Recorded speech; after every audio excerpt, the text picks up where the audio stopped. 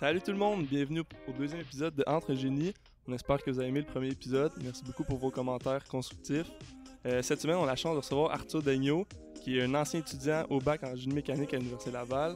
Il complète actuellement sa maîtrise avec André Bégin-Drolet, un professeur que pour certains d'entre vous connaissent. Arthur, il est parti d'une compagnie qui s'appelle Industrie Freeland, une entreprise locale qui se situe sur la côte de Beaupré. Ils sont spécialisés en conception, fabrication de pièces, de véhicules d'expédition. Et Arthur, merci d'avoir accepté notre invitation. Merci à vous de m'avoir, c'est excitant.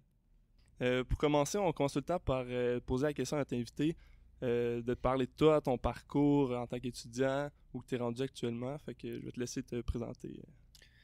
Oui, bien alors j'ai commencé le bac en 2016 en génie mécanique.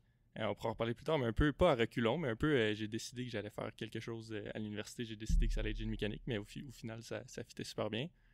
J'ai fait les 4 ans standard. Après ça, j'ai décidé de faire une maîtrise justement avec André. Et en même temps que la maîtrise, en même temps que j'ai commencé la maîtrise, j'ai commencé mon entreprise. Puis j'ai fait les deux en parallèle jusqu'à essentiellement encore aujourd'hui. Puis là, c'est ça, je fais l'entreprise avec mon frère à temps plein. Une entreprise de génie mécanique, conception, fabrication sur la côte de Beaupré.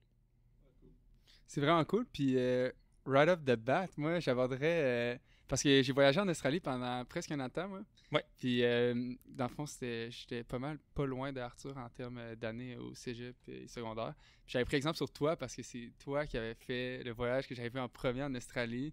J'aimerais ça que tu me parles de ce que ça t'a apporté, justement. Puis tu parlais d'être arrivé de reculons au bac. Est-ce que c'est à cause de cette expérience-là, justement? Est-ce que tu te sentais comme un peu plus contraint? Bref, j'aimerais ça que tu m'en parles plus. C'est une très bonne question, là. En gros, pendant le cégep, je m'étais dit, les étés, je travaillais comme coach de voile, puis je m'étais dit, j'aime bien l'eau, j'aime bien être sur des voiliers. Je m'étais dit, à la fin de mon cégep, je vais juste partir le plus loin possible, le plus loin que je peux, le plus loin possible, je vais aller voir sur Expedia ou peu importe, aller acheter le billet qui m'amène le plus loin, puis ça donnait en Australie. Au début, j'avais un plan de fou, là, je m'étais dit, ok, je vais aller au Costa Rica, faire le tour du monde, peu importe, mais là, à un moment donné, je me suis rendu compte qu'il fallait que je choisisse un endroit. Fait que je disais, ok, je vais aller en Australie. Un an, on verra ce qui se passe. Je m'étais trouvé un plan initial de travailler sur un voilier. Puis j'ai passé un an là-bas, en sachant pas trop ce que je voulais faire en revenant, puis en me posant pas vraiment la question. Mais je savais que, ben évidemment, rendu là-bas, je m'étais dit, ok, je vais rester là-bas, j'aime ça, mais je savais que je voulais aller à l'université. Ça avait toujours fait partie des valeurs que mes parents m'ont enseigné. Tu sais, c'est important l'éducation, puis c'est le fun aussi d'aller apprendre de quoi de plus poussé que le secondaire cégep. Puis, fait que c'est ça, pendant l'année, c'était vraiment le fun. Évidemment, j'avais 19 ans, puis j'étais tout seul à l'autre bout du monde, tout seul. Puis je m'étais acheté un vieux 4x4, un vieux Land Cruiser, je dormais dedans, j'avais mes surfs, c'était vraiment cool. Fait que ça développe l'autonomie et tout. Puis, à un moment donné, c'est ça. Là, j'étais comme, OK, la date d'inscription de l'Uni s'en vient éventuellement.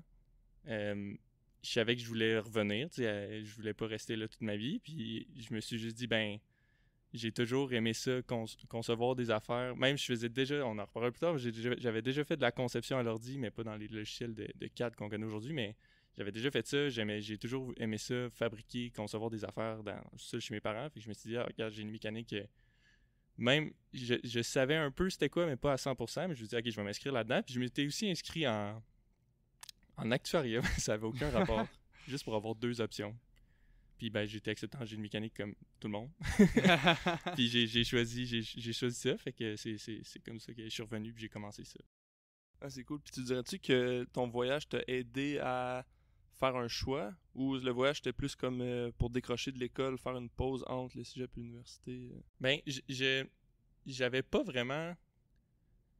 J'imagine que ça l'a aidé pour le choix parce que j'avais pas vraiment une idée où j'allais m'en aller à l'université. Je savais que j'allais y aller, donc c'est sûr que ça m'a aidé. Puis quand j'y repense, ben là-bas, je m'étais acheté justement un vieux camion, un vieux Land Cruiser que j'avais réparé pour mettre sa route puis aller faire, explorer. Puis quand je regarde ce que je fais aujourd'hui avec notre entreprise, c'est un peu la même chose. On monte des véhicules pour faire exactement ça. Fait que je me dis que ça a dû m'inspirer pour faire ça aujourd'hui. Puis fait que c'est comme un mix entre l'ingénierie puis passion pour le voyage en voiture même. Fait que sûrement, oui. Et c'est drôle parce que au final, tu sais, puis je veux pas avoir trop de parallèles, là, mais ça fait la même chose pour moi parce que j'ai travaillé sur des fermes de panneaux solaires. Ouais, c'est vrai. Puis maintenant, je travaille dans l'énergie renouvelable, Ouais. genre pure et dure. Fait que je sais pas. Peut-être qu'il y a une corrélation là qu'on n'est pas au courant, là. Mais, puis je suis curieux d'aborder tout de suite. T'as fait du CAD avant, puis tu sais, du CAD, pour peut-être ceux qui écoutent puis qui savent pas c'est quoi, c'est de la modélisation 3D. Fait que dans le fond, tu prends un logiciel, puis tu conçois ta pièce de A à Z numériquement. Fait que tu la vois en 3D, elle est là, mais elle n'est pas encore existante en réel. Fait que bref, comment t'as pu toucher à ça avant même l'université? Ouais, ben je pense que c'est ça, en fait, la première... Ben, pas la première, mais quelque chose qui a fait... un gros facteur qui a fait en sorte que j'ai fini en génie mécanique, c'est que quand j'avais 12 ou 13 ans, mes parents achetaient des revues scientifiques, là, Science et Vie Junior, que je pense que le nom que c'était. Puis il y avait une des copies que, à la fin, il expliquait comment Blender fonctionnait. Blender, c'est un logiciel de modélisation 3D, mais plus artistique, là, pour faire des animations, pour faire des dragons, plein d'affaires. Puis je me souviens qu'il expliquait comment faire. Je me souviens pas c'est quoi qu'il expliquait comment faire, mais il disait tu peux downloader le logiciel puis le faire fonctionner, c'est gratuit et tout. Fait que là, je me suis dit, ok, je vais essayer ça. Puis là, j'ai parlé de ça à mon père, puis il m'a acheté comme une souris pour que je fasse pour que ça fonctionne. Puis j'ai commencé à faire ça là, comme vraiment. J'étais vraiment passionné. Là. J'ai dessiné des. Ben, le thème voilier revient souvent. Là. J'ai dessiné des voiliers au complet. J'avais dessiné. Mon père voulait faire une remorque pour transporter nos voiliers quand on en faisait. Puis j'avais tout dessiné le frame de la remorque. C'est ça qu'on avait donné au soudeur. J'avais comme 15 ans. Il avait pris mon plan que j'avais dessiné en 3D dans Blender, puis il l'avait fabriqué. Il devait se poser des questions des fois. C'était pas un CAD. Hein. Manquait une coupe de symboles. Il n'y avait rien de ça. C'était juste un screenshot du CAD, du dessin 3D. Mais j'ai toujours vraiment comme, utilisé ce logiciel-là pour le plaisir. Puis après ça, quand je suis revenu de mon voyage, ben à l'Uni, j'ai comme compris qu'on apprenait. Ben là, c'était Créo dans le temps qu'on utilisait. Puis c'était la même chose. Là, je suis parti, puis j'ai commencé à utiliser Créo. J'ai comme fait le parallèle entre les deux. Puis j'ai comme, on peut dessiner en 3D à l'école. C'est fou. Ok, ouais, c'est vraiment cool. Puis t'as fait ton cégep en sciences nat? Oui, sciences nat, puis bien standard. Est-ce que tu avais comparé à faire la technique ou est-ce que tu aurais pu faire du dessin déjà? Tu sais, c'est pourquoi que tu es allé en sciences nat versus faire une technique? Je suis curieux. Ben, je pense que jusqu'à... Ouais, tu sais, mon choix de cégep université, j'avais pas de ligne vraiment directrice, là. J'ai juste... En gros, mon père est prof au cégep, puis je suis allé, puis j'ai juste fait, je vais aller là, puis c'est à côté de chez nous, puis je me suis jamais même posé la question, est-ce que je pourrais aller à une technique? Je pense que je pensais même pas à ça, tu sais. J'avais pas encore fait le lien que génie mécanique, puis mes projets de fabrication dans mon sol, c'était un peu la même chose. Ah ouais, c'est quand même vraiment cool Ouais, à savoir ça. Ouais, Puis... cool. Moi, tantôt, tu as parlé de ta compagnie. Ouais. Puis on t'a invité, on aimerait ça vraiment parler comme... notre objectif, c'est vraiment autant professeur, ancien étudiant, entrepreneuriat aussi, des entreprises. Puis entreprise locale, le freelance, peux-tu nous en parler un peu plus de comment tu as parti ça, puis en détail, qu'est-ce que vous faites exactement? Oui, mais ça, je vais commencer par expliquer un peu c'est quoi. Ben, dans le fond, j'aime ça que la compagnie s'appelle Industrie Freeland, puis j'aime ça la séparer en deux segments. Là. Il y a ça avec quoi on a commencé, c'est concevoir, fabriquer des pièces pour des véhicules d'expédition, des 4x4, un peu dans le monde du overland, là, qui est la définition du mot overland est un peu lousse, mais en gros, c'est d'arranger son véhicule pour pouvoir être autonome avec puis aller explorer, camper un peu n'importe où. Puis il y a du monde que leur définition, c'est d'aller camper dans un camping avec une tente sur le toit. Ça dépend de... Les moins puristes, on va dire. Fait en gros, c'est ça. On fait des pièces de protection qui vont aller autour ou des racks pour installer des bouteilles de propane pour pouvoir cuisiner dans le bois, un peu des affaires comme ça. Et que ça, c'est la partie plus, je dirais, donc freeland, puis plus véhicule d'expédition. Puis on a aussi une autre partie où on fait où on fait vraiment carrément de la conception, de la fabrication d'un peu n'importe quoi. Par contre, on commence à se spécialiser plus dans les assemblages mécano-soudés, l'acier surtout, les grosses structures d'acier, puis tout ça. Je dis grosse, rien de gros pour une... Mais, tu sais, on fait des projets qui, à chaque fois, qui excèdent un peu les capacités de notre shop, puis on s'adapte après. Mais c'est ça, fait qu'il y a cette partie-là aussi, que c'est vraiment de la conception, fabrication. Souvent, des fois aussi, on fait juste la fabrication, comme la soudure, la découpe et tout. Découpe plasma, CNC, des affaires comme ça, de gens qui nous amènent des plans. Je dirais que ça, c'est peut-être un 30% de la business, puis 70%, c'est les pièces, les produits qu'on vend. Comme ça. Cool. Ouais. Puis moi, puis Jay, la semaine passée, on était allé à une conférence justement, puis il y avait des entreprises comme Ferrea, Les Flots. Puis eux, ils parlaient vraiment d'une étude de marché avant de se lancer en entreprise. Toi, est-ce que tu t'es dit, comment tu savais s'il y avait un marché pour ce domaine-là, ou est-ce que c'est juste par pure passion, plaisir ou... C'est une bonne question. Moi, je pense que ben, je fais ça avec mon frère, premièrement. Puis moi et mon frère, on se pose beaucoup de questions, mais on hésite. On prend pas.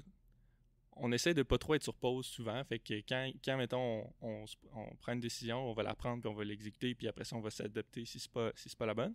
C'est un peu comme ça qu'on marche depuis le début. Au début, moi puis mon frère, on avait des vieux camions, puis on s'est dit, on pourrait faire de quoi pour ça. Puis j'ai commencé à faire de la conception. C'était comme pendant le COVID. Il y a comme une espèce de 2 semaines de COVID où il se passait rien là, au début.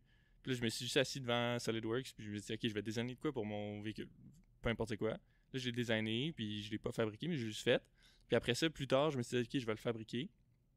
Puis je vais le partager dans des groupes d'enthousiastes, là, des groupes Facebook de gens qui ont les mêmes véhicules que nous autres, puis qui trippent. Fait que je postais ça, puis là, je voyais qu'il y avait quand même de l'intérêt. Puis là, tu sais, j'allais voir aussi les autres compagnies qui faisaient ça. C'est plus des compagnies américaines ou même canadiennes, mais plus au BC. Puis là, j'étais comme, OK, ben, il y a de la demande, il y a de l'intérêt. Pourquoi pas essayer de juste faire ça? Mais c'était pas une étude de marché. C'était juste moi qui dis, ça a l'air, il a l'air d'avoir de l'intérêt, puis pourquoi pas? Mais je peux pas te dire le nombre de personnes qui ont un Forerunner. On s'est plus dit, il y a de la demande, il y a beaucoup de compagnies américaines qui shippent des affaires ici. Puis il n'y a pas vraiment de compétition de qualité au Québec. Fait qu'on peut remplir ce créneau-là nous-mêmes. C'est vraiment cool. Puis moi, ça répondait un peu à ma question, là, vu que vous avez des compétiteurs, mais j'étais curieux de savoir, la première fois que tu te lances, là, est-ce que toi, t'as toujours eu la fibre entrepreneuriale, puis t'avais jamais peur un peu de foncer, ou t'as toujours voulu créer ta compagnie, ou ben tu t'attendais un peu d'avoir le moment parfait, tu te voyais dessus, ou sinon t'es en partie d'une compagnie? Quand j'y repense, quand je disais que je savais pas exactement ce que je voulais faire, ce que je savais, c'est que je voulais travailler pour moi puis avoir ma compagnie, mais je pense que je me le disais pas comme de vive voix dans ma tête. Là. C'est comme quelque chose que j'avais l'impression que je voulais faire, mais c'est... Tu sais, l'entrepreneuriat dans ma famille immédiate, mettons mon père, ma mère, c'est 0-0. Puis c'est un peu pour ça que j'étais un peu étonné quand même moi je me suis dit, OK, je vais faire ça. Puis honnêtement, j'ai eu l'idée, puis je pense qu'une semaine après, j'étais comme, OK, je le fais. Tu sais, je me suis pas vraiment posé de questions. Puis tu sais, au début, c'est un couteau à double tranchant de se lancer sans se poser de questions au début, parce que ben là, évidemment, tu fais l'étape tu passes l'étape de le faire, fait que ça c'est bon, tu commences.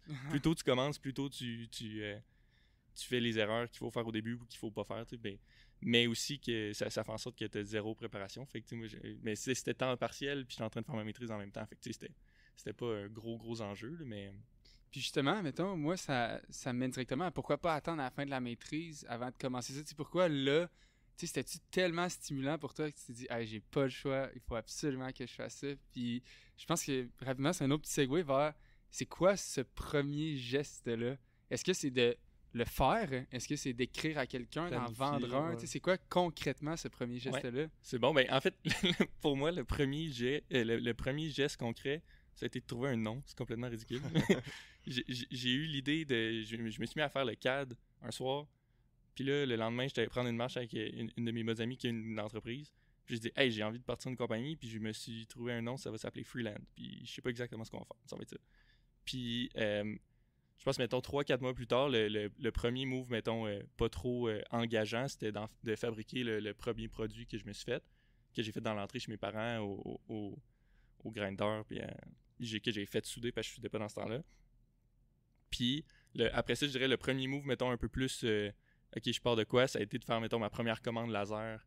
J'ai fait faire une commande laser de pièces pour un autre de mes projets que là, j'ai commandé puis que j'ai reçu. Puis là, qu'il fallait que je débourse des sous, tu sais, de mes poches pour dire OK, je paye une compagnie qui fait les pièces. Puis après ça, je mets ça dans des groupes. Là, je prends les photos. Puis tu sais, je pense quelques semaines, peut-être mois, après avoir fait ma première découpe laser pour moi, je vendais des kits. J'avais déjà commencé à vendre des kits, mettons, que les gens pouvaient... Vu que je soudais pas encore, qu'on n'avait pas encore de soudeur, je faisais des kits que j'envoyais avec des instructions, puis le monde se soudait ça eux-mêmes. Puis ça a comme commencé de même, puis là, je faisais des posts dans des groupes, puis je me suis loué un petit garage de genre 9 par 20, quelque part dans Beauport. Mais ça, c'est une question que j'avais, mais tu as un peu répondu. Justement, tu disais que tu as commencé avec... tu faisais affaire avec des sous-traitants pour faire tes pièces, mais là que tu en es rendu, j'ai vu que tu as pas mal de machines, pas mal d'outils.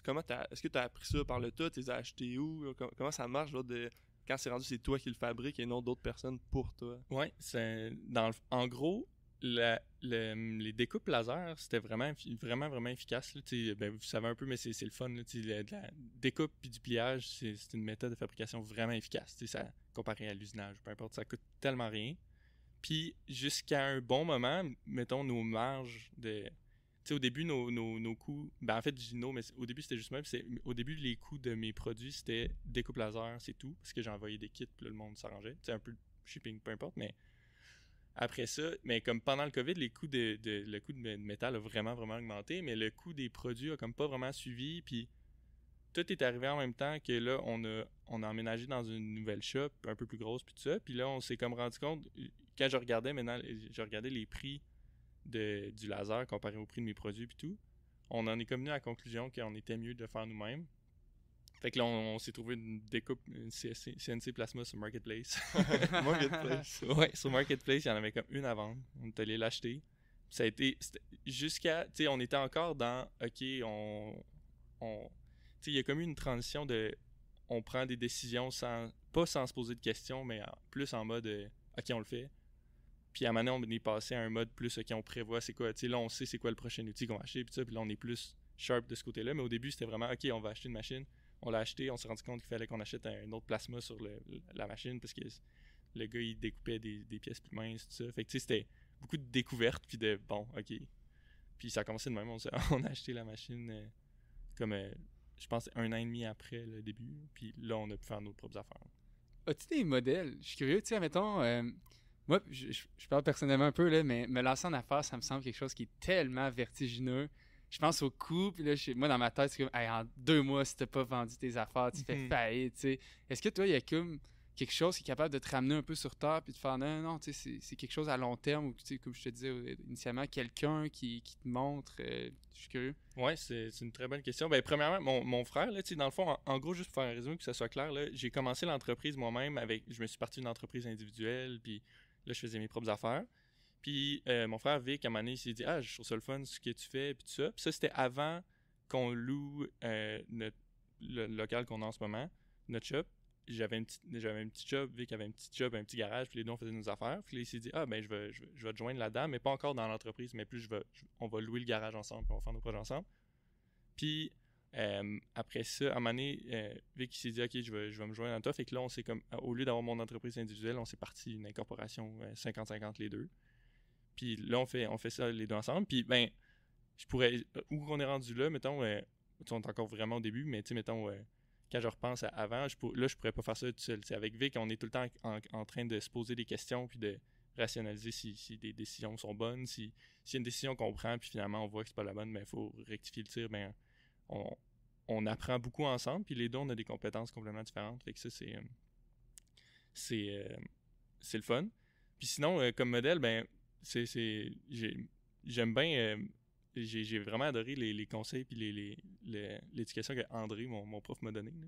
Je pense que c'est un cool modèle parce qu'André, il est prof à l'Uni, il est ingénieur, mais il a aussi son entreprise. Puis c'est de voir un exemple comme ça aller, ben, ça te permet de te dire, ah, ben, tout ça, c'est possible parce qu'on a l'impression que les profs d'Uni en font tout le temps 30 fois plus que nous. Puis c'est un peu quand tu repenses à ça, t'es comme, ah, ok, ben, il y a moyen de faire de quoi de bien. Puis mais tu sais, on n'a pas un parcours standard. On s'est jamais vraiment dit, OK, puis évidemment, la prochaine fois si on part une nouvelle compagnie un jour, peu importe ce qui se passe, on va avoir tout ce bagage-là dans notre tête, mais de juste partir une compagnie sans penser au début, c'est quelque chose. Puis là, on est rendu assez loin pour comme s'être sorti un peu de ça, que là, on prend les décisions bien d'avance, puis on sait vers où on s'en va, genre, mais ça n'a pas été ça au début, puis ça, c'est un peu rock'n'roll, mais...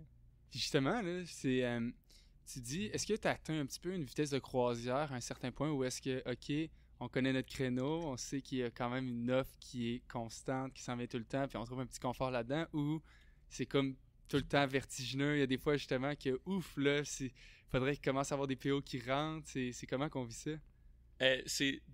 Parfois, c'est quand même extrême. Comme on n'est pas, mettons, notre compagnie, on l'a parti, mettons, juste avec nos affaires à nous, puis c'est une croissance, je dirais, constante. Mais c'est tout le temps une balance entre est-ce que tu veux, pour nous, mettons, là, c'est tout le temps une balance, est-ce qu'on veut prendre un peu d'expansion, croître un peu, ou on se dit, OK, on arrive à un plateau, puis là, on prend le plateau qu'on a, on a ce qu'on a là, puis on l'optimise, mettons. Fait on va dire, mettons, OK, on va acheter des nouvelles soudeuses, une nouvelle machine, peu importe. OK, là, on va comme prendre un peu d'expansion. Là, on s'éparpille, on achète des nouvelles machines, il faut qu'on apprenne. Puis après ça, on a tout ça. Mais là, on se dit, OK, on va prendre ça, on va l'optimiser. Fait qu'on va optimiser les processus, on va optimiser l'achat, le rangement, les méthodes de fabrication, tout ça. Fait que c'est tout le temps une balance entre ça, mais c'est jamais un plateau constant. C'est jamais pareil pendant plus que 3 jours. Puis tu sais tout le temps qu'il va avoir. J'ai comme appris ça un peu avec le temps, mais tu sais tout le temps qu'il y a de quoi qui s'en vient. Puis tu sais jamais vraiment. Des fois, tu sais c'est quoi, puis le but c'est de savoir c'est quoi. Mais je suis rendu comme plus surpris quand il se passe de quoi, puis t'es comme. Faut que tu te vires de bord où il y a une situation qu'il faut que tu répares, ou peu importe. Ça arrive. C'est comme. Je pense que t'as pas le choix, ça va toujours être de même. Fait qu'il faut juste que t'apprennes un peu à vivre avec. Là, mais c'est ça. Fait c'est tout le temps une roue qui tourne, puis si tu fais rien, la roue elle arrête, puis il faut que tu continues à la faire tourner. Puis là, tu parles de tous les trucs cool, l'usinage, les machines, mais aussi en entrepreneuriat, je pense que tu as aussi le côté administratif, les ressources humaines. Comment tu gères ça? Comment tu as appris ça? Comment ça marche? Moi-même, j'ai appris ça un peu sur le tas. Mais en fait, mettons, la gestion de l'entreprise, on l'a fait...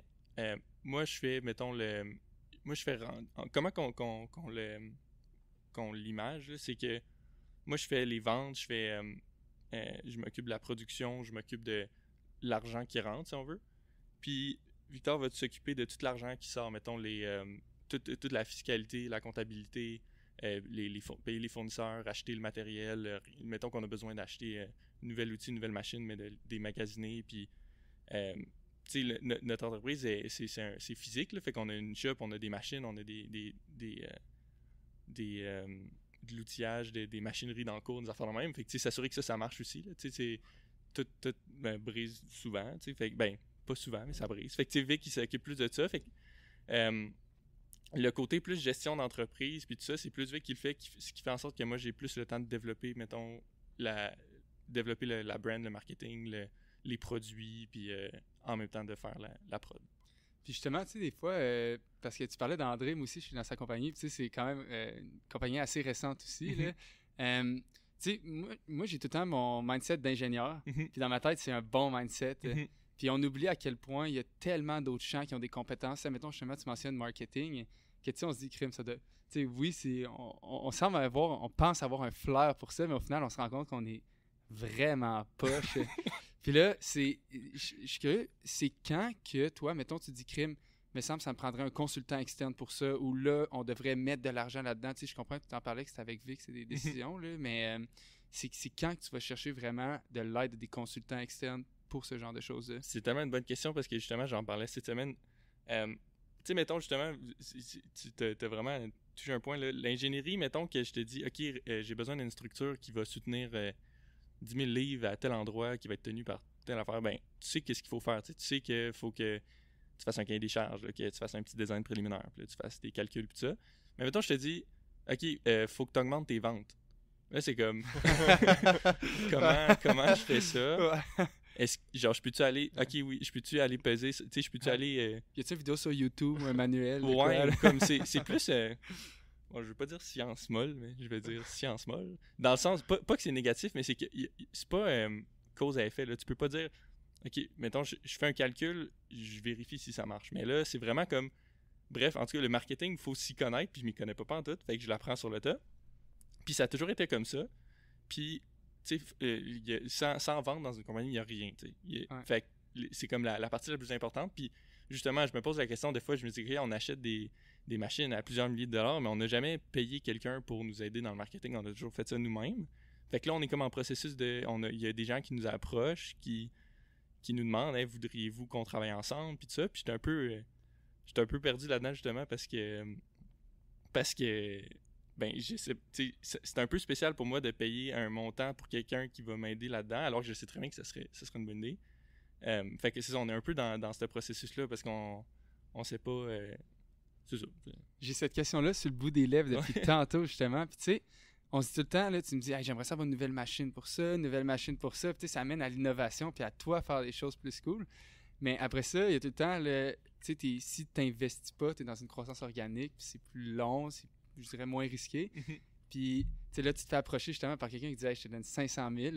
Puis là, le risque embarque, mais ça te permet de faire toutes les choses cool que tu voudrais faire.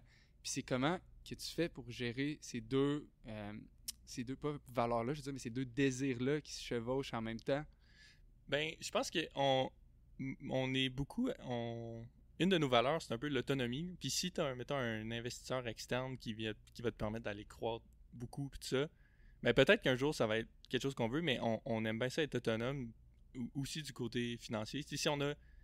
Si on doit rien à personne de l'extérieur, puis on est capable de grandir nous-mêmes, pas nécessairement à une vitesse Mach 1000, mais à une vitesse qui nous convient. Puis notre but, c'est pas d'avoir 300 employés dans 2 ans. Là. Fait que, tu sais, on n'a pas vraiment ce problème-là parce qu'on sait un peu qu'on aime ça être autonome là-dessus. Puis, c'est ça. Fait que, éventuellement, peut-être, là, tu sais, c'est sûr que, mettons qu'on a besoin d'acheter une machine à 200 000, ben là, on va aller voir, tu sais, ailleurs pour de l'aide parce que ça prend ça. Mais, tu sais, on a pas mal, là, tout ce qu'il faut. Puis, on a fait les gros moves, mettons, pour avoir une shop qui fonctionne. Fait que, tu sais, on est un peu autonome de ce côté-là, fait que ça, c'est le fun. On est plus rendu à rentabiliser ce qu'on a en améliorant notre endroit, notre shop, mais sans faire de gros moves, mettons.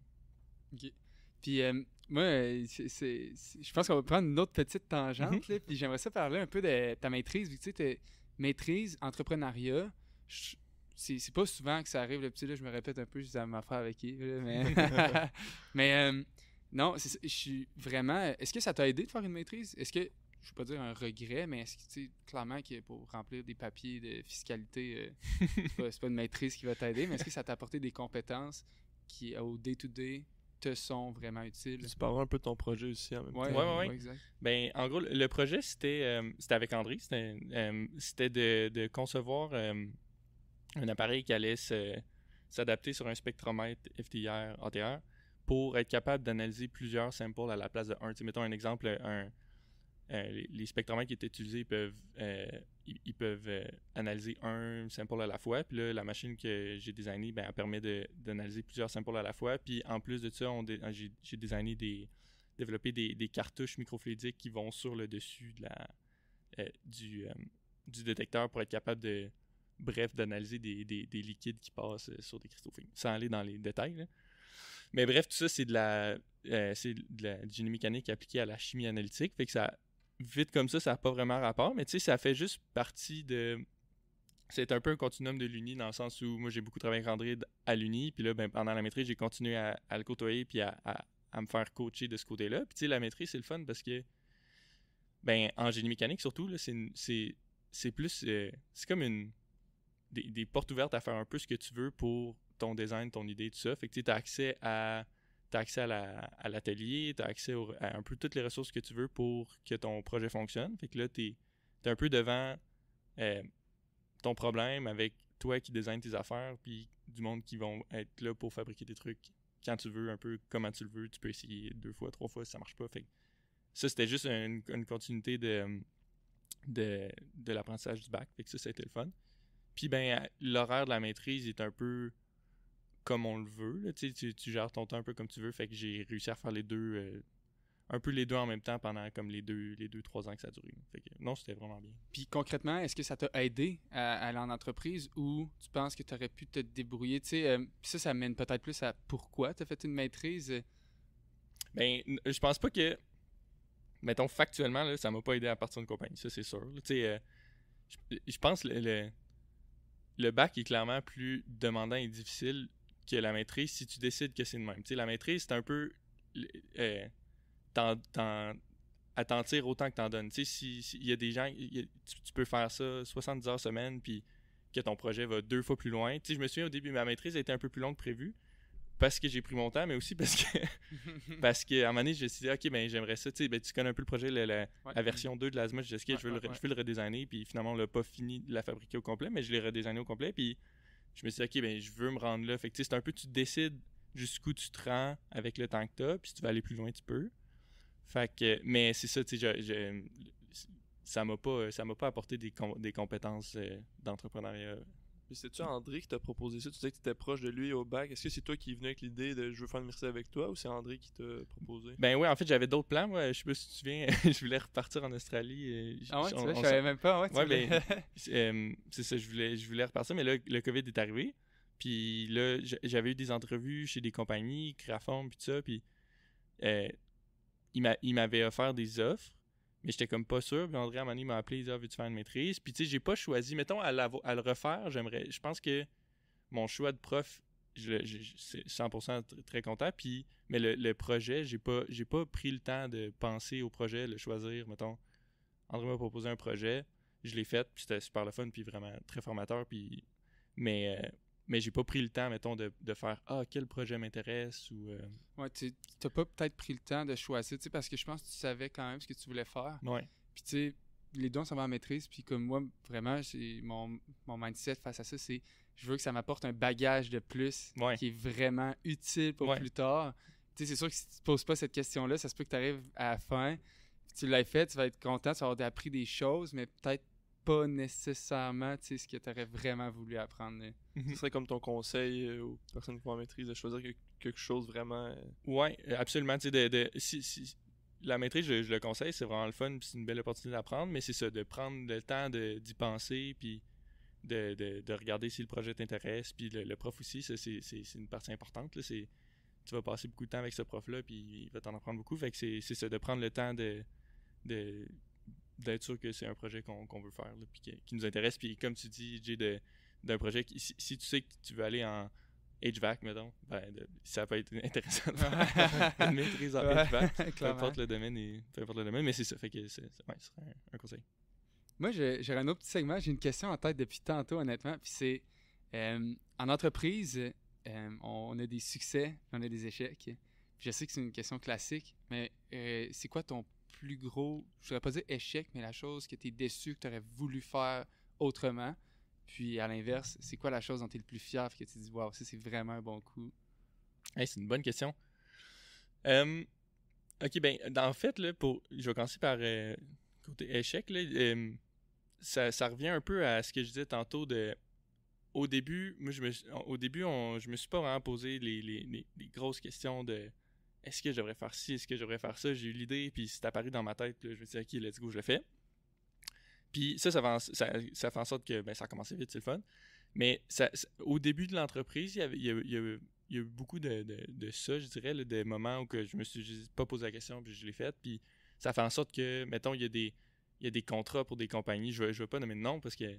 Mais mettons, il y a des contrats que j'ai faits avec des compagnies que je me dis, ça va super bien. Puis là, classique, tu fais confiance à la personne, puis tout ça. Puis là, tu fais pas de contrat. Puis il y a un projet en particulier au début de notre entreprise que j'ai fait, puis ça allait super bien jusqu'à ce qu'à un moment donné, ça marche pas pantoute. Puis on s'était pas assez préparé, on s'était pas backé, on n'avait pas de contrat, on avait même il y avait des erreurs sur les factures qu'on avait faites, puis tout ça. Fait que tu sais, ça a comme amené des problèmes. Puis ben là, c'est clair qu'il y a des affaires comme ça. Nous, on se dit, on peut apprendre des problèmes, il faut apprendre une fois. Une fois que c'est fait, il faut plus que ça arrive, puis ça arrive plus, puis on a appris de ça. Mais ça fait en sorte que il y a certains projets où on était plus c'est correct, tout est beau. Puis finalement, quand t'es pas backé rock solid dans tes papiers ou dans des affaires comme ça, ben après ça te revient en face. Mais là, ça fait en sorte que tu deviens plus vigilant. Clairement, ouais, c'est ça. Puis là, on est vraiment rigide là-dessus, puis ça paraît. Là, on est devenu vraiment sharp de ce côté-là. Puis ça fait, c'est un apprentissage dans un sens. Là. Ouais, c'est ça. Mais on aurait pu pas l'apprendre de même. Mettons, c'est ça la dure. Des compagnies qui ont des factures pas payées, des trucs comme ça. Puis là, t'es comme, bon, ok, ben là, je me suis mal géré. Fait que c'est ça. Puis, ben, le plus fier, un des trucs que je trouve le plus cool, c'est que quand on a commencé, il y avait des compagnies au Québec, quelques-unes qui faisaient ce qu'on fait là. Puis dans le fond, nous autres, on s'est dit, OK, on va regarder ce qu'eux ils font, mais on va regarder aussi ce qui se fait aux États-Unis pour les produits, les pièces de véhicules d'expédition et tout. Puis, à un moment, on s'est dit, OK, ben là, on va essayer de vraiment... ce qui est offert au Québec, c'est pas génial, puis c'est vraiment pas le best. Fait qu'on va essayer d'avoir... Que nos critères soient vraiment à la hauteur de ce que les gens pourraient acheter, mettons, aux États-Unis, au BC ou de l'Australie, mettons. Puis on a vraiment travaillé fort là-dessus. Puis là, maintenant, nos produits, comme les commentaires qu'on a des gens, c'est que ça se compare vraiment à ce qui se retrouve ailleurs. Puis le monde, justement, à cause que tu n'as pas besoin d'importer tout, le monde peut avoir ça pour un peu moins cher, puis c'est le fun pour ça. Puis maintenant, comme il y a beaucoup, tu sais, dans ce monde-là, il y a beaucoup de monde qui reconnaissent notre compagnie, puis c'est vraiment le fun, parce que ils connaissent les produits, puis ils sont capables de reconnaître les produits, puis ils savent Félicitations pour ça, en passant. Merci. C'est vraiment Ouais, cool, c'est honnêtement. Là, si c'est connu mondialement, c'est tout qu'un accomplissement. c'est pas mondial encore, vraiment pas, mais tu sais, mettons, on commence à être connu au Québec, je pense, selon ce que... Puis, tu sais, un peu ailleurs, mais c'est vraiment pas rendu gros comme les autres compagnies, vraiment pas. Mais on est capable de dire que la qualité qu'on offre, c'est vraiment... Genre, j'ai pas de misère à dire que la qualité qu'on offre, c'est vraiment bien. Puis on a vraiment travaillé là-dessus, tu sais, la finition, les méthodes de fabrication, les tolérances, tout ça. Okay, ça, c'est le fun. On parlait de fierté, puis justement, sur votre Facebook, il y a plein de photos du monde aux États-Unis, dans des gros Tacoma, toutes modifiées, qui font des gros road trips. C'est des pièces de ta compagnie, justement, qui... Ouais. Ça doit être quand même cool. Tu reçois des photos, tu sais, des gars qui trippent dans le désert. Ou quelque chose ouais. Non, c'est le fun. Puis, tu sais, il y a des gens qui vont faire... ça... Tu sais, c'est le genre de truc que quand ça arrive, tout le monde, fait que, tu sais, ça arrive pas trop souvent, mais tu sais, des vidéos, mettons, en Californie, là, un walk-around de camion, puis là, j'ai un produit, il y a un produit que c'est moi qui ai fait, des trucs comme ça, puis ou juste de rouler, mettons, quelque part à Montréal, puis voir un produit sur la route, t'es comme, hey, c'est moi qui ai fait ça, c'est parti de notre job, fait que ça, c'est le fun. Bon, on revient d'une toute petite pause, puis justement, pendant la pause, on parlait de l'avion cargo, nos implications dans les projets étudiants, puis justement, j'aimerais ça, toi, que tu me parles un petit peu, Arthur, qu'est-ce que ça t'a apporté, peut-être, d'être dans des projets étudiants? Ouais, mais en fait, je pense que c'est ça qui a puis qui a piqué ma curiosité encore plus envers le génie mécanique. Fait que, tu sais, j'ai commencé la première année. La première année, je me suis impliqué un peu dans la formule, mais tu sais, c'était pas... Je me suis pas vraiment impliqué au final. Puis, dans la deuxième année, tous mes amis de bac que je m'étais fait jusqu'à présent, ils étaient dans l'avion cargo. Puis, tu sais, moi, je m'étais dit, la formule, c'est hot, c'est une auto qui va vite électrique, le Baja, c'est cool. Puis, l'avion cargo, je sais comment, c'est un avion, tu sais, téléguidé, ça semble être un peu moins nice, mais au final, je me suis impliqué parce que mes amis étaient là-dedans, puis ça a fait en sorte que, vu que c'est un plus petit projet, tu peux t'impliquer dans tout le projet, fait que ça a fini que moi, j'ai fait le CAD de l'avion, les 2 années que j'ai fait, littéralement de A à Z, là, c'était... Il y avait plein de monde dans l'équipe, il y avait du monde qui s'impliquait à un certain niveau, puis moi, j'ai vraiment décidé, je me suis dit, OK, je fais le CAD au complet. La première année, on avait fait... on a fait la compétition en Floride, puis on était allé un peu selon les designs qui existaient déjà des années d'avant. Fait que on avait comme un peu amélioré ça. Fait que on avait été plus conservateur, mais ça avait super bien été. Là. Je pense qu'on est arrivé comme 5e à la compétition. C'était super cool. Puis là, des conditions parfaites, pas de vent et tout. Puis la deuxième année, on était craqués comme des jeunes à l'Uni qui pensent qu'ils savent tout. Fait que là, on a redesigné l'avion au complet, mais de A à Z en visant on avait regardé l'équipe gagnante, elle avait fait combien de capacités parce qu'il fallait qu'ils transportent un certain poids et un certain volume. On s'est dit, OK, on va ajouter comme 10% à ça, puis on va designer autour de ça. Puis là, on a designé l'avion de vraiment extrême. Les ailes au début étaient en forme. Là, j'ai fait un design nouveau d'ailes, tout en espèce de squelette de bois, tout un... C'est toi, ça? Ouais, c'est moi qui ai fait ça. Ouais, en balsa avec exact. Ça m'a pris, genre, ça a dû me prendre 100 heures juste cader les ailes parce que c'était nouveau, puis ça. Puis on a refait le train d'atterrissage, super facteur de sécurité de quasiment en bas de 1. On n'était pas super bon pour déterminer nos conditions initiales, nos conditions limites. Fait que tu sais, ça a fini que la deuxième année, l'avion, il crashait à chaque tour. Mais tu sais, c'était le fun, parce que c'était deux trucs complètement différents. La première année, ça a super bien été. La deuxième année, tout cassait. Fait que là, il fallait qu'on répare. Si je me souviens, on avait brisé le motor mount, la pièce qui tient le moteur. Fait que là, on avait démonté un bout de bois d'une de nos boîtes. On avait fixé le moteur là-dessus. Fait que tu sais, c'est super formateur, puis c'est vraiment le fun. Je pense que souvent, on réalise pas quand on est au bac à quel point on apprend plus de ce qu'on brise que ce qu'on réussit. Quand ça brise, tu te demandes pas mal plus pourquoi que quand ça marche, puis c'est là que ça te pousse peut-être à comme oh, ok, prendre des meilleures décisions de design pour par après. Là. Ouais. Ouais, puis c'est comme les projets étudiants, ça te permet d'essayer des affaires, premièrement, ça c'est vraiment cool. Puis de développer un peu le côté technique aussi, là, c'est vraiment le fun, là, de faire ta pièce, puis de la designer, puis après ça, savoir que c'est toi qui vas la faire, ou d'aller voir le tech qui va l'usiner. Puis là, ça nous mène, tu sais, tu parlais de les amis au bac. Tu Mhm. sais, mettons, moi, j'ai rencontré Phil à mon bac, puis tu sais, c'est rendu vraiment là, mon meilleur ami, tu sais, je ne pourrais me passer de Phil. Bref, toi aussi, ça devait être la même chose quand tu avais ton bac. Puis j'aimerais ça savoir, justement, ils sont rendus où, tu sais, tes amis, c'est quoi qu'ils font en génie mécanique? Puis est-ce que faire partie d'un projet comme ça, c'est une bonne idée là, quand tu rentres au bac, ça te fait des amis un peu facile, on va dire, là, mais t'as comme une gang, un sentiment d'appartenance, je pense. Ouais, c'est vraiment une bonne idée, justement, de s'impliquer dans un projet étudiant, d'aller rencontrer du monde de même. Puis c'est du monde. Moi, ce que j'ai trouvé le fun du bac, surtout au début, c'est que c'est plein de gens qui ont des backgrounds différents, qui se rassemblent à un même endroit pour une passion qui est similaire, mais ça fait en sorte que tu rencontres plein de monde que tu n'aurais pas nécessairement rencontré ailleurs. Tu sais, au secondaire, tu décides pas vraiment à qui tu chill, mettons. Puis tu peux te faire des très bons amis, mais à l'Uni, ce qui était le fun, c'est qu'on avait toute une passion en commun qui était l'ingénierie mécanique au final. Puis fait que c'est ça, on s'est ramassé comme une assez grosse gang qui était super proche.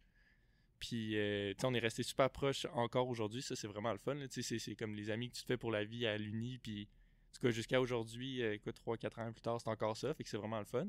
Puis, tu sais, tous mes amis proches, j'ai des amis qui ont des compagnies, des entreprises en génie mécanique. Puis, j'en ai d'autres qui ont des travaux, qui ont des jobs en génie mécanique. Puis, tu sais, tout le monde triple sur des jobs vraiment le fun. Tu sais, je pense à un de mes amis qui il travaille sur des turbines hydroélectriques au BC qui règlent des problèmes de positionnement de turbines puis tout ça. Puis c'est que le monde sont comme tout le monde fait de quoi de complètement différent. Puis tout le monde se spécialise tranquillement dans leur propre domaine. Puis c'est le fun parce que j'ai des amis qui ont une entreprise puis on s'envoie de la job ensemble. Tu sais, même où André, des fois, il nous fait on sous-traite de la fabrication pour eux. Fait que ça, c'est le fun. Là, tu peux continuer à évoluer comme ça. Puis non, c'est vraiment... Un cercle de contact super proche de toi. Ouais, vraiment. Puis aussi, tu parlais d'amitié, mais aussi à l'Uni, ça serait quoi tes plus beaux souvenirs, tes années à l'Université Laval, les tailgates, y a-t-il quelque chose en particulier que tu t'ennuies, là? Ouais, jouer au baby-foot à l'assaut, il y avait comme une genre de ségrégation entre les gens qui jouent au baby-foot puis les gens qui jouent au jeu, c'est quoi, Mario? Aux jeux vidéo. Ouais, aux jeux vidéo. Là, nous, on jouait tout le temps au baby-foot, puis c'était comme des tournois, puis c'était juste tout le monde. Tu finis ton cours, là, tu t'en vas à l'assaut, tu connais tout le monde, tu tripes. C'est comme une genre de famille, puis après ça, tu dis, OK, ben là, il faut que j'aille travailler sur l'avion cargo. Fait que là, tu t'en vas dans l'atelier, puis là, tu colles du balsa avec. C'est juste l'espèce d'ambiance constante de l'université là, qui était tout le temps. T'es tout le temps avec tes amis, t'es tout le temps avec ton monde, c'est comme... Puis tout le monde vit un peu sur le même rythme, tu sais, mettons qu'il y a un examen de maths le vendredi, ben tout le monde est en gros rush jusqu'à vendredi, puis après ça, tout le monde est lousse jusqu'au prochain examen, tu sais. Tout le monde pense qu'il est là. C'est ça. Finalement, t'arrives 2 semaines après, tu te dis, maudit, j'aurais dû étudier 2 jours exact. après. Mais je pense que les meilleurs souvenirs que j'ai eus, c'est les compétitions des projets étudiants. Tu sais, les deux années de suite, la première année, t'es allé en Floride, puis l'année d'après, on est allé au Texas, mais dans les deux cas, on est descendu là en auto pour 1 ou 2 semaines, quasiment 2 semaines. Puis tu fais la compétition, tu règles les problèmes, tu t'arranges pour que ça marche. Puis c'est comme un gros projet sur lequel tu as travaillé pendant des mois. Puis c'est comme le point culminant de ça. Fait que ça, c'est vraiment le fun. Tu es avec tes amis au Texas quelque part. T'as 21 ans en plus. Ouais. Effectivement. Puis je veux dire, on t'essaie les affaires. Tu t'en vas quelque part, mettons justement au Texas, tu t'en vas quelque part, puis là tu vas voler les avions, mais après ça, tu as tout le reste, il faut se rendre là. C'est comme 40 heures d'auto avec un pick-up rempli avec les avions que tu as fabriqués, puis là, faut pas que tu te plantes. On est resté pris dans un champ un jour, peu importe comment, on est resté pris dans un champ à moitié du chemin. Tu sais, c'est juste des aventures. Puis ça, c'est le genre de truc que tu peux pas vraiment vivre dans un cours juste assis à écouter le prof. Tu sais, juste de s'impliquer dans le bac, je pense que c'est la meilleure décision que j'ai faite. C'est vraiment, vraiment, vraiment... Je le conseille à 100%. Puis là, je sais qu'on est sur le temps un petit peu, mais moi, je suis curieux de savoir, admettons, est-ce qu'il y a des fois où est-ce que tu t'es peut-être remis en question dans le bac, Puis que, justement, comme des trucs comme les projets étudiants, ou ben, les cours que tu as vraiment aimés, des professeurs qui t'ont ramené à ça, puis qui t'ont vraiment fait sticker. J'ai pas d'autres. C'est les premières années du bac sont pas tout le temps évidentes. Là. Il y a certains cours plus faciles ou plus difficiles que d'autres. Là, fait. Ben, je me souviens, la première année, comme je disais tantôt, j'avais fait un peu à reculons. Puis, tu sais, c'était comme.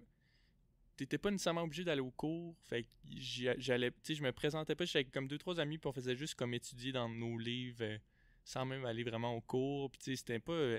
C'était un peu. Pas plate, là, mais tu sais, je me suis dit, ben.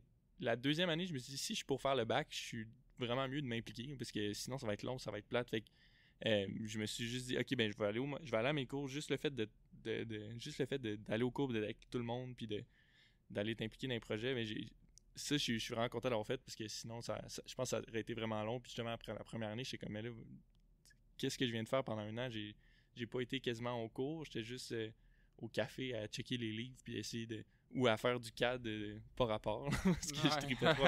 Fait que tu sais, je me suis dit, ok, ben après cette première année, je me suis dit, bon, là, je veux participer dans le bac, fait que je vais m'impliquer, puis ça a très bien été, là, c'était une bonne décision.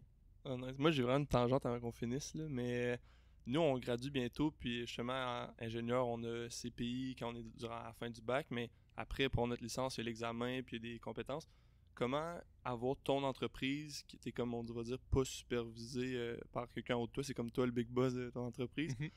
Comment tu fais pour avoir tes compétences pour l'ordre et tout là? Ça, je vais le découvrir cette année parce que c'est mon objectif après ma maîtrise. Mais je sais que tu peux le faire avec des gens de l'extérieur, là, ça se fait. Jean-André. Ouais, exact. si tu as des ingénieurs stampés qui sont à l'extérieur qui peuvent te superviser sur des projets. Je pense que ça va être quoi sa réponse? Remets-moi ton dépôt final. Ouais. Puis tu vas avoir ma supervision autant que tu veux. Ouais, effectivement, il faut que je finisse ça. Hey, ben Arthur, on est super content de t'avoir reçu. Je pense que ça a fait le tour de ce qu'on voulait parler. Vraiment, t'as un parcours super inspirant. On est super content de t'avoir reçu. Merci beaucoup d'être venu. Ben, merci de m'avoir eu, puis j'ai déjà hâte au prochain. On se dit à bientôt. Salut. Ciao.